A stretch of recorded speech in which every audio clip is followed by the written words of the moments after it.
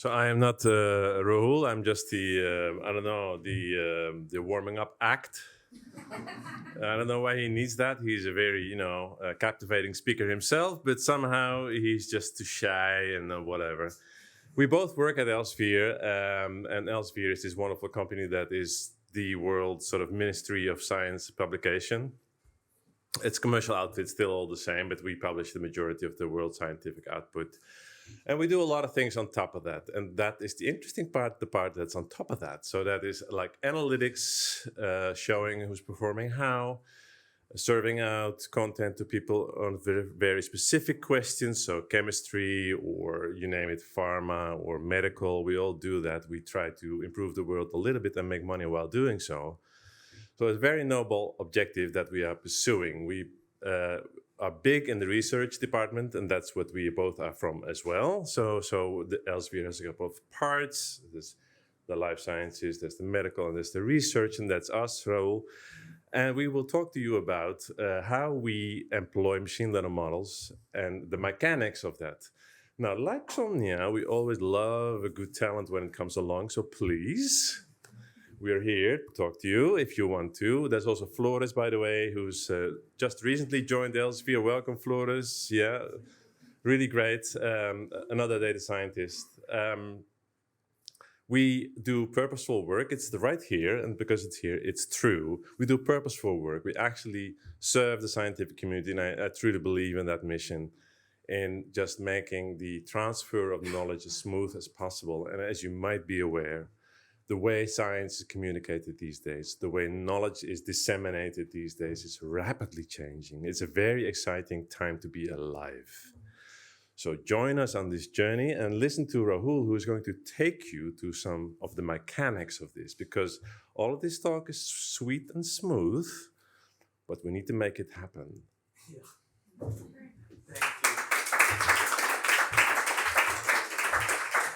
Oh, lots of people. Thank you, Maurice, for the great introduction. So my name is Rahul.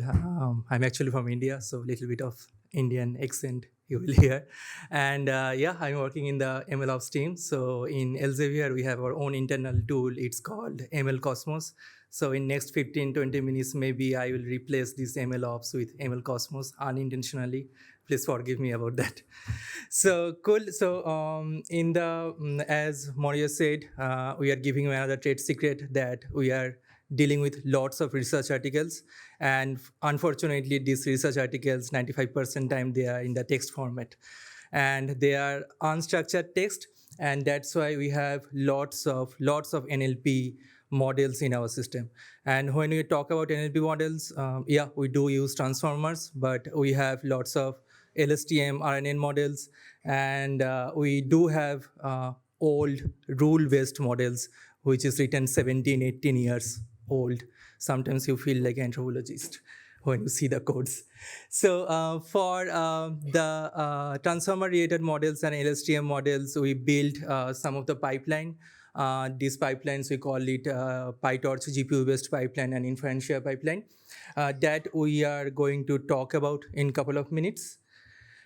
So what was the biggest motivation to build our own internal tool, which is called ML Cosmos? So don't read this slide. I just copied it from ChatGPT. So the biggest motivation is that we want to maintain 3 V's in our company. The 3 V's is, first V is velocity. So the main idea is that whenever data scientist will train a model, the model will go to production in a shortest duration of time. And fortunately, data scientists don't have this unit testing mechanism. So we need to test our model in a production directly to see how the model is doing good. So we want to ensure that first V, the velocity, will be good in this MLOps platform. Second V is that vastness. We have lots of data. Sometimes we need to process millions of data. Sometimes it goes to 80 million. So we need a optimal solution which will provide you lower latency and which will provide and you will get the output in a lower cost. So we can't pay lots of millions of money for a single transformer model to process 80 million data sets. And the last V is that we want to maintain proper versioning everywhere. So if your dataset is version 1.0, then the model which is trained on this version 1.0 dataset is model version 1, and the API also will be version 1.0. Everywhere it should be same versions. So for these 3 Vs, we tried to implement our own internal MLOps tool, which is called ML Cosmos. And in ML Cosmos, we built some of the pipelines, which is PyTorch GPU pipeline and inferential pipeline, which helps data scientists to push their transformer models. Mainly the transformer models, when we built it, transformer models was in our mind, because the maintenance of transformer models is really hard. You will get lots of time, memory out error, and pods will be died. You need to spend lots of money, and latency is not good. SageMaker and database serving will not ensure 1 millisecond latency. So that was in our mind, and we have built it. That's what we want to show. But before that, I want to just spend a couple of times about transformers. That it all started from the Big Bang 4.2 billion years before, and it goes till 1990s. And in this dinosaur age, all the concept of RNN and LSTM came. Then the famous paper in 2017, attention is all you need. We built the transformer on that, and now everywhere is transformers, everywhere. Like Whisper, LLM models. I haven't seen like a non-transformer model in AI/ML domain in last 3 months. All are flooded with transformers.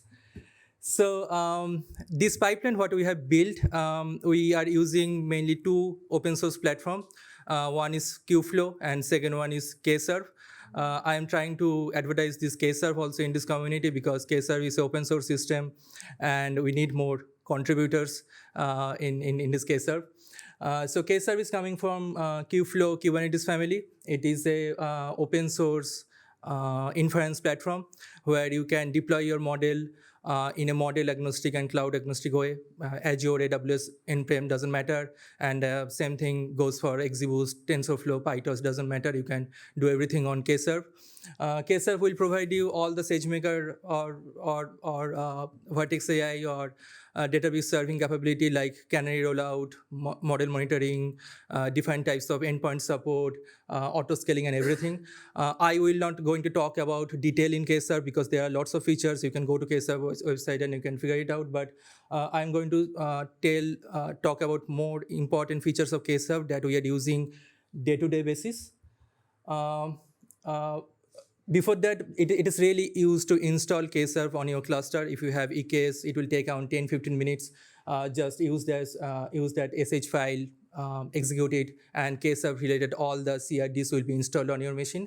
For that demo, there is really 0.9, but 0.10 it is production now, so you can use the 0.10. When you use KServe, Istio, Knative, and Cert Manager configuration will be changed. So please mind it.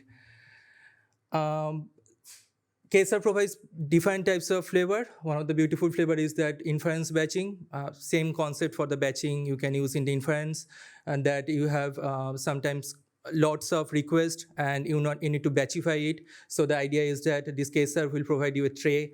You can configure it in the YML that 32 means the tray will be like a 32 request, and it will wait for like a 5,000 millisecond, like a 5 second. You can configure it 512 or 1000, and then this total tray of 32 request will go to the RAM of the model. It is really fast when you are using GPU for the model serving, but it's not a good option when you are using CPU for model inference. Then another option is canary rollout, which we are using to push the model from development to production. So the main idea is that suppose your model A is in production, you are happy with it, but data scientist came to you and he is like really confident about model B. He wants to push this model B into production, but as a lead, you are not 100% in a good shape to push this model B. Then what you can do in this YML file, just write it down the canary percentage, like a 10%, and you can use it on the same service. On the zero-shot downtime, the model B will be deployed on the cluster, and for this demo, I just do this slide that model A is consuming 80%, and if you want to push this model B for 20% of model, and you can see that in the output that I have put explicitly a wrong model in the model B, so you will get to 500 errors, and other 8 call randomly will go to model A. So in this way, you can see that how the model B is performing. After 6 or 7 hours, after a day, if you're happy with the model B performance, you can increase the ratio to 20 to 30. If you're not happy, you can roll back your models. It's really easy, and it will be happen in zero shot downtime. Then it will also provide you the logging. Just you need to provide the Prometheus port. So KServe will use Prometheus in a background. This Prometheus database can be integrated with New Relic, Grafana. So whenever there will be like a new alert, it will be configured with Slack. It will provide different types of service like gRPC, Kafka.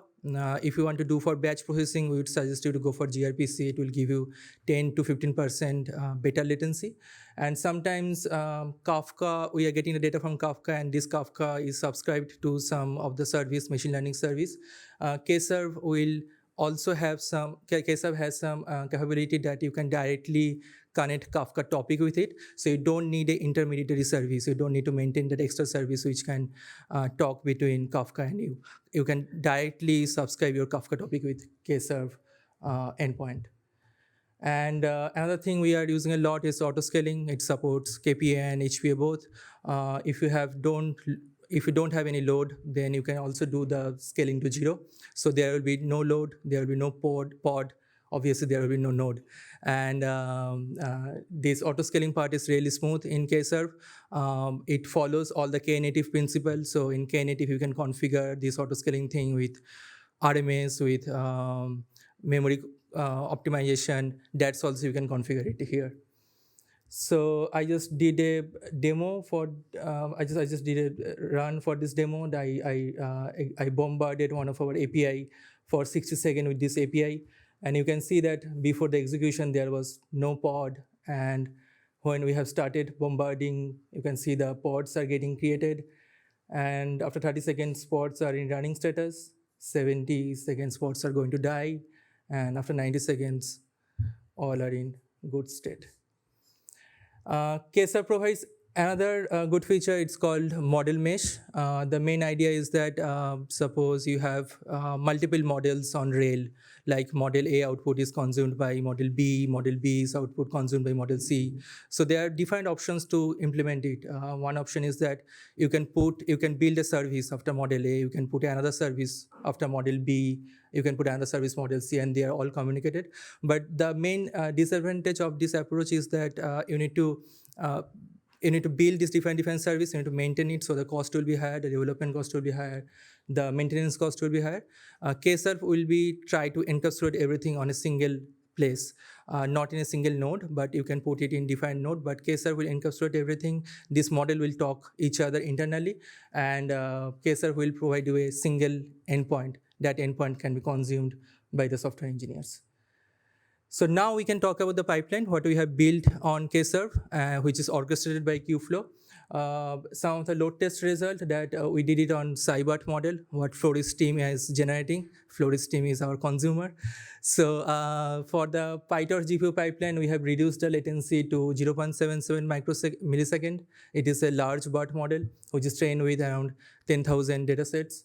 And on AWS Inferentia, we got around 20 millisecond, 22 millisecond actually. The latency, P100 latency is 22 millisecond on a pod. So the main idea is that we have our ML Cosmos tool, and in this ML Cosmos tool, we have a proper UI, and on the UI, we will ask the users that what type of model it is. It is a PyTorch model or TensorFlow or scikit-learn. If it is scikit-learn, we will wrap this model with ML server image. If it is PyTorch or TensorFlow, we will ask that what type of pipeline they want to use. They want to go for GPU one, or they want to go for the CPU one. Mainly it depends on the business. If they want to do batch processing, then GPU pipeline is better. If they want to host the model for the API purpose, then the CPU will be better, because GPU pods will not be utilized 100% of time. And when they will choose the GPU one, this PyTorch GPU pipeline will be selected internally, and this PyTorch GPU pipeline first download the model from S3. I can show you actually in the Kubeflow. It is so Yeah, this is the pipeline actually. So first we mount the volume, and then we will download the wrapper code. Wrapper code consists all the pre-process and post-process logic of the transformers. And then we will do we will first download this model from S3, and then we'll convert to Onyx format. And after that, we will build the TensorRT engine on that model. And then we will host this model in this predictor Docker image. And all the pre-processing and post-processing logic, we put it on the transformer. And then we have a template, KServe model mesh template, where we put these predictor Docker image and transformer Docker image. In the 40 minutes, your model with your canary percentage and version will be in the production. Where we have achieved this 0.77 millisecond for the Cybert models. And we have another pipeline for the inferentia. So inferentia is a special type of node from AWS, which is AWS claim that they are using a different type of chip to build this type of service. So in the CPU, in the inferentia-based pipeline, we first download the model, and then they call it trace. Mainly, they also containerize the model. They call it is like a neuron optimization. So we are optimizing the model using Neuron SDK of AWS. And then we are using for PyTorch, TorchServe, and for TensorFlow serving Docker image. Again, the same scenario, we first wrap the image, and then we push it to ECR, and then we host it on the KServe we host on the cluster using KServe. So this is the inferentia pipeline. The first one, this one. So first we are downloading the model here, and then we are tracing it, then we are pushing to Neuron Docker image, and then we are deploying into KServe. It took around 10 to 15 minutes to be in the production. Yeah. And that's how we built our deployment pipelines, where we are deploying transformers, we are deploying PyTorch, we are deploying LSTM and rule-based models also. And this is little about me. I just want to show off my motorbike, that's it. And yeah, questions? Oh, his name is Pluto. Yeah, cool. Thank you, guys.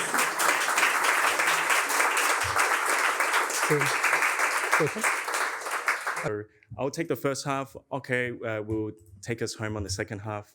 If I can also ask, we'll keep the questions at the end as well, so we'll keep the flow going. Okay, so intro, Uber in Amsterdam. So Uber, Amsterdam is Uber's European headquarters. This is our brand new campus in Tripolis. So we used to be based in Amstel. Now we're near Zout. So we just moved in last month. It has a couple of hundred people. We have two main teams, operations. They cover all of Europe, Middle East, Africa, legal, tax, support, all of those teams included. And we actually have a few product teams as well. So all the product managers, designers, also engineering as well. I will also do a plug. We also are hiring, so please have a look there as well. So a little bit more about one of the product teams that Okke and I work in, so payments at Uber. So predominantly all of the products here in payments are developed in Amsterdam. And what is it? So you can see some of the product pillars here. So first off, we have payments processing, payments experience, financial products, as well as payment operations. So anytime you try to pay us, you add a credit card, ideal, anything, it's most likely in a product that's developed here. And a little bit about the data science team. So we call ourselves the payments data science and analytics team. And that's me. So I manage one of the product's data science teams, and Okke leads the machine learning team there. A little bit more about the product data science team. So what do we do? So I would categorize like our work in these three categories. So we do a lot of experiments. So that's what the first two phases of the talk will be about. We also do a lot of insights. So we get to understand our users, how they behave, what we can do to nudge them or to do good things or bad things less. And also necessary evil, we also do a bit of BI reporting. So, today was our monthly business review for May. So that was very lovely for the team to also get that all ready. And then, Okke, you want to talk about your team? Yeah, so I lead the machine learning team at Uber, and our pillars are mostly focused on two areas. On the one hand, personalization, which has to do more with the user experiences, and then optimization, which has to do more with the processing side of payments. So a couple of projects we work on include, if you think about personalization, and we'll cover a little bit more in a bit as well, but it has to do with what kind of payment methods do you want to use? How do we make sure that we service the right relevant payment method at the right time? And then if you think about optimization, it has to do with essentially everything that happens behind the scenes. So the moment you click pay when you want to request a trip, we have to make sure that the payment actually goes through. So that has to do with how we route the specific payment method, making sure that all the payments that we're processing on a daily basis are successful. And one of the more recent models we built has to do with our subscription business, where for $10 per month, not in the Netherlands, of course, yet, unfortunately, but you can get a subscription for $10 per month. And on the payment side, we need to make sure that when you have that subscription, the payment goes through every month and that you don't churn, even though you maybe not want to churn. So we have to use machine learning to figure out what the best way is to make sure that that transaction actually goes through. So those are sort of the two key areas that my team focuses on, and personalization will get a little bit more in detail in a little bit. Great, thanks, Okke. So, journey to personalization. So, just a little bit of an overview. So, we can't just do personalization immediately. There's a little bit of a journey. So I'll talk about phase 1 and phase 2. So, experimentation, that's the big one. Also, what to do beyond just measuring a normal A/B test, and then we'll go into. Okke will take over on phase 3 on the personalization front. Okay, so first off, who's been part of an experiment in the crowd here? Okay, 1, 2, maybe 6 people, 8 people. Who's used Uber here? Okay, you've been part of an experiment now, so congratulations. Yes, so experimentation at Uber. So at any given point, there's probably over 1,000 experiments running at Uber. So this can be across the Rides app, the Uber Eats app, also for the drivers. So at any point in time, most likely you've been experimented upon. And what does it mean? So just a quick overview. We randomize you across like 2 groups, and then we give you a new feature, and then we measure what happens afterwards against the group that doesn't have the other feature. So in this case, option B, they had an uplift of 8%. They're the winner, subject to certain criteria. And then we roll out option B for everyone. So typical day, thousands are running. This is all good and simple, but as we know, people change even across a day. People without coffee in the morning, after coffee, it's not strictly A/B, right? So how do we get a little bit deeper here? So I'm going to do another scientific experiment here. So imagine it's a cold winter Amsterdam night. It's like very easy to imagine. And then you're going home, you catch your Uber, and then for some reason, the payment didn't go through. So, and then we give you a message. All right, so I want to show you that message, and I want to see A/B test in real time, which message will make you pay back Uber. Okay, so first off, please pay amount. There were insufficient funds to complete this payment. Try again or change payment method. So who would actually pay after seeing this message?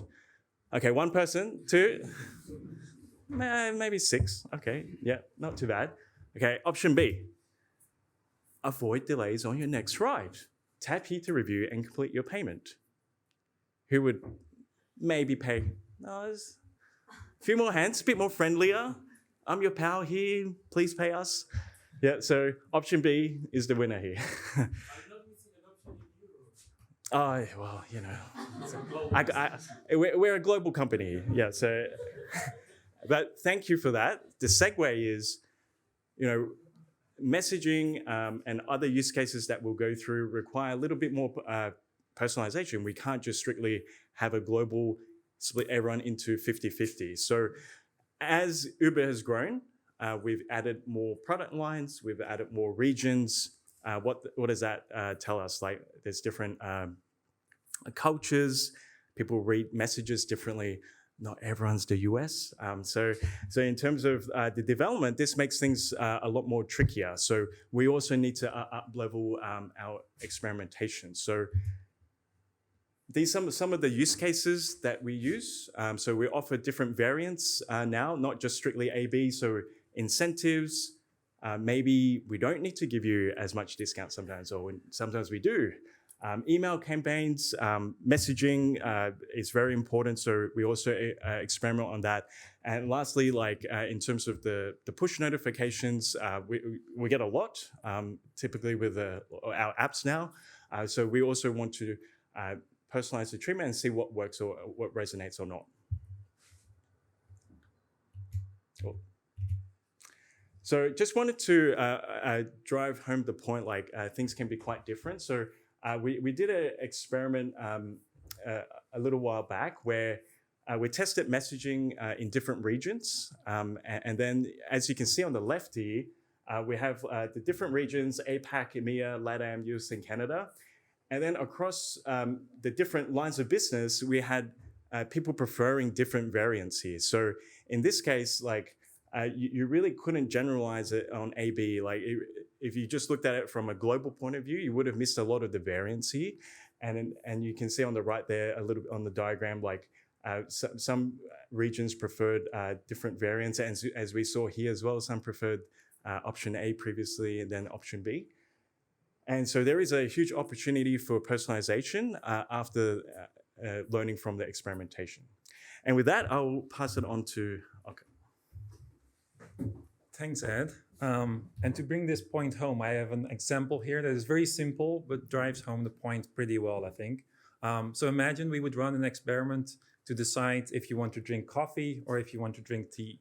If we would run an experiment, some people would prefer coffee, some people would prefer tea. And let's say the majority prefers coffee over tea. If we follow the classical A/B experimentation approach, that means that we would serve coffee to everyone.